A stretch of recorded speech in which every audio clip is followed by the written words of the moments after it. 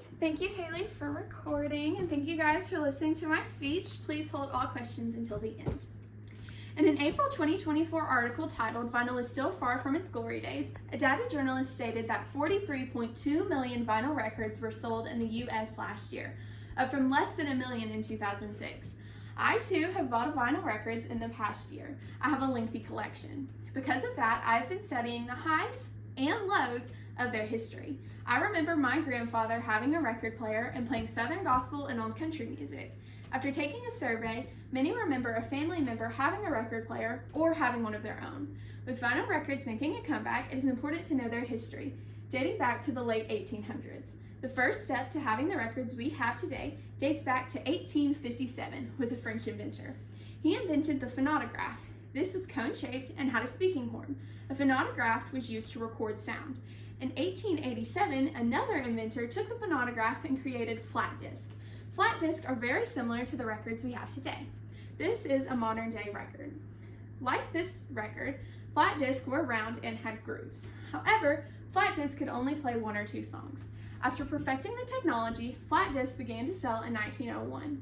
Over the next 30 years, flat disc sales increased. Along with flat disc, radio began to popularize. However, in 1929, the stock market crashed, causing the Great Depression. Flat disc sales began to decrease. People did not deem them as a necessity. The article, The History of the Record Industry, writes that sales dropped from 100 million units in the US in 1929 to just 6 million in 1932. They could also listen to music on radios. In a 2005 article, Radios, a community at Elon University, stated that in 1939, nearly 80% of the United States population owned a radio. Although the Great Depression caused a decline in vinyl records, they began to gain more popularity in the 1940s. During the 40s, vinyl records had big improvements. Records were able to play more songs, had better sound qualities, and became more durable. This time, as well as the 1950s, is known as the War of Speeds. The War of Speeds was between two music studios, RCA and Columbia. The war was over who could produce better vinyl records. The two studios both produced vinyls with better size and sound. The size and speed determined how many songs one record could hold. After the War of Speeds, the golden age of vinyl records occurred. Between the 1960s and the 1980s, record sales began to boom. Many musical icons such as Elvis and the Beatles found fame during this time. In a 2023 article titled "The Impact of Vinyl Records," Yellow Brick said, "Record sales skyrocketed. Vinyl records became a symbol of youth culture and rebellion." However, by the end of the 80s and into the 90s, CDs and streaming technology began to take over. Vinyl records began to lose sales and relevance. CDs, as you can see, are more compact and more convenient.